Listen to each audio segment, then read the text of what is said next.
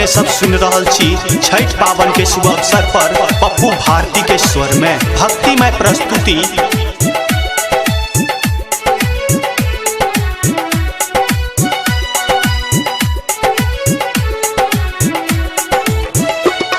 सुन सुन छठी मैया हमर पार करू नैया, हम एलौं अहाँ के दुआरिया। हम जल में चिठार माँ सुनू न पुकार किया, हमरा दिस न तकै छी हे मैया। करै छी अहाँ के बरतिया कि जल में हम सब ठार भेल छी हे मैया। करै छी अहाँ के बरतिया कि जल में हम सब ठार भेल छी।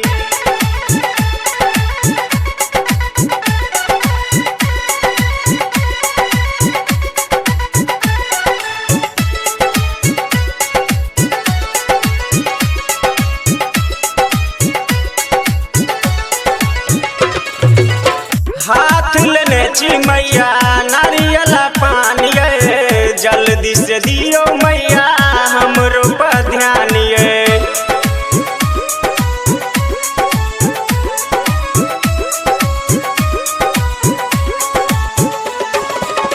हाथ लेने छी मैया नारियल पानी, जल्दी से दियो मैया हमरो पर ध्यान ये। अहाँ छी जगतारिणी माँ जग कल्याणी, अहाँ सबके उद्धार करै छी।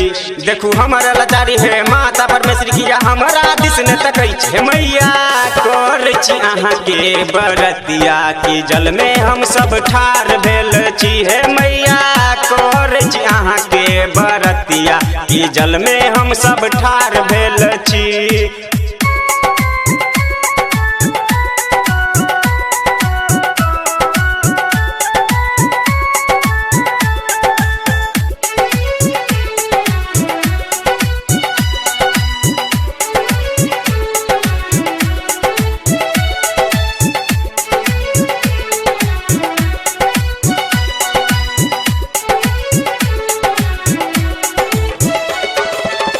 हमारा विपत्ति देखी लोक सब हंसैया ये, अहाँ के अछैत मैया बाझिन को नैया ये।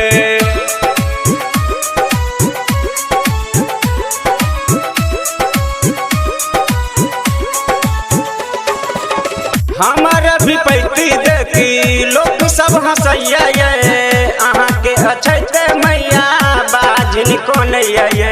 हमर पुकार आब करू न विचार मैया सबटा अहाँ जनै छी। देखू हमर लाचारी हम जल में चिठार किया, हमरा दिस न तकै छी हे मैया। करै छी अहाँ के बरतिया कि जल में हम सब ठार भेल छी हे मैया। करै छी अहाँ के बरतिया कि जल में हम सब ठार भेल छी।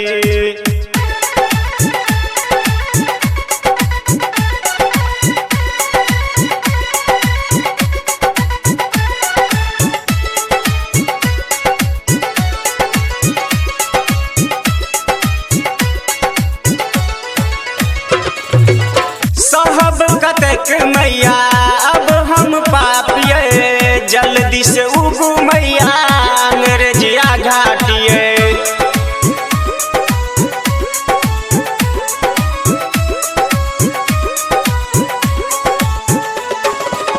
साहब कतेक मैया अब हम पापिए, जल्दी से उगू मैया अंग्रेजिया घाटिए। साल भर पे आबी यहाँ मिथिला जगह भी यहाँ पारस के उद्धार करै छी।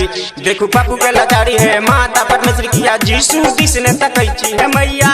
करै छी अहाँ के बरतिया कि जल में हम सब ठार भेल छी हे मैया।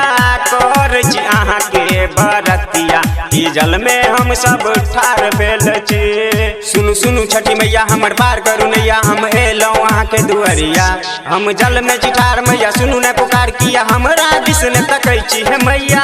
करै छी अहाँ के बरतिया कि जल में हम सब ठार भेल छी हे मैया। करै छी अहाँ के बरतिया कि जल में हम सब ठार भेल